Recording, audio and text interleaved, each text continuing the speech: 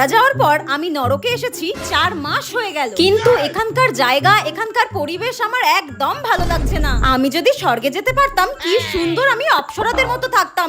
এখন আমাকে রাক্ষসের মতো থাকতে হচ্ছে এখানে। না পারি শ্যাম্পু করতে, না পারি স্নান করতে, গা দিয়ে কেমন শুয়োর পচা গন্ধ বেরোচ্ছে, গায়ের গন্ধ শুকলে কেমন বমি পেয়ে যাচ্ছে। ইস, মাথায় মনে হয় উকুনও হয়ে গেছে, চুলগুলো কেমন যেন খড়ের মতো হয়ে গেছে। আমার বেস্ট ফ্রেন্ড আর আমি তো একই দিনে মরেছিলাম, কিন্তু ও গেল স্বর্গে আর আমি কেন নরকে এলাম? শালার জমরাত সব পাপ যেন আমাকেই করতে দেখেছে। আমি নরকে হাঁটাহাঁটি করছিলাম, তখনই হঠাৎ আমার বেস্ট ফ্রেন্ডকে দেখতে পেলাম আর ওকে জিজ্ঞাসা করলাম, কি রে, তোর তো স্বর্গে যাওয়ার কথা ছিল, তুই নরকে এলি কি করে? আমি তো এতদিন জানতাম তুই স্বর্গে গেছিস। আমার বেস্ট ফ্রেন্ড তখন বলল, না রে, আমি এতদিন নরকেই ছিলাম, নরকের ওই কুয়োতে আমাকে বেঁধে রেখেছিল এতদিন। আমার বেস্ট ফ্রেন্ডের এই কথা শুনে তো আমি ভীষণ খুশি হয়ে গেলাম আর হাসতে হাসতে